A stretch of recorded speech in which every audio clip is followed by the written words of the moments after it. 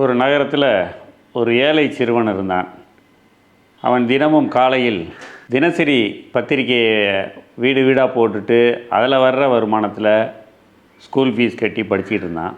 அவனுக்கு ஒரு நாள் நல்ல பசி. பாக்கெட்டில் கையை விட்டு பார்க்குறான். பாக்கெட்டில் இருக்கிறது வெறும் 5 ரூபா. சொல்லி ஒரு வீட்டு கதவை தட்டுறான். தட்டினா அங்கே ஒரு அழகான பெண் கதவை திறக்கிறா. அவங்கள்ட்ட கொஞ்சம் குடிக்க தண்ணி கிடைக்குமா அப்படின்னு தயங்கி கேட்குறான். இவன் கேட்குறத பார்த்ததுமே அவளுக்கு புரிஞ்சு போச்சு, இவன் முகத்தில் வாட்டம் தெரியுது, இவன் பசியோடு இருக்கான்னு சொல்லிட்டு அந்த பெண் என்ன பண்ணுறா, ஒரு டம்ளர் பால் கொண்டு வந்து கொடுக்குறா. இதுக்கு நான் எவ்வளோ கொடுக்கணும்னு கேட்குறான் இவன்.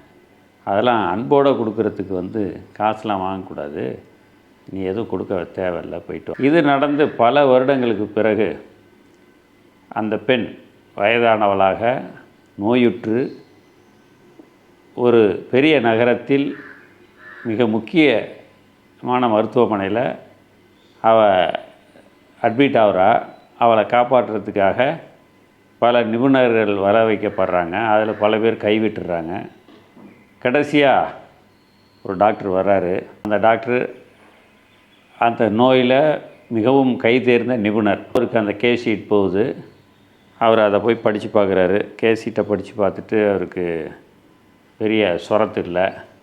ஆனால் அந்த பெண் எந்த நகரத்தை சேர்ந்தவன்னு படித்ததும் இவருக்கு ஒரு முகத்தில் ஒரு பிரைட்னஸ் வருது. உடனே இந்த கேஸ் ஷீட்டை வச்சுட்டு அவளோட அறைக்கு இவர் போகிறாரு. போய் நின்று பார்க்குறாரு யாருன்னு. பார்த்ததும் இவருக்கு தெரிஞ்சு போச்சு, அந்த ஒரு டம்ளர் பால் கொடுத்த அந்த அம்மா தான் அவன் தெரிஞ்சிருது. உடனே இவர் அந்த கேஸில் இன்வால்வ் ஆகி முழுமையான முயற்சி பண்ணி வயதான பெண்ணை காப்பாற்றிடுறாரு. பில்லை நேரடியாக எனக்கு அனுப்புங்கன்னு இவர் அந்த மார்ஜினில் ஏதோ எழுதுகிறாரு. எழுதிட்டு கொடுத்துரு கவரில் போட்டு.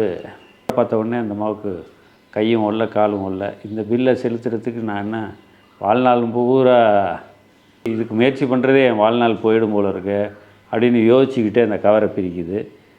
பிரித்தா உள்ளே போட்டிருக்கு, ஒரு டம்ளர் பாலுக்கு இந்த பில் தொகை முழுவதும் செலுத்தப்பட்டு விட்டதுன்னு எழுதி அந்த டாக்டர் பேர் போட்டு கையெழுத்து போட்டிருக்கு. அந்த அம்மாவுக்கு அப்படியே ஒன்றுமே புரியல.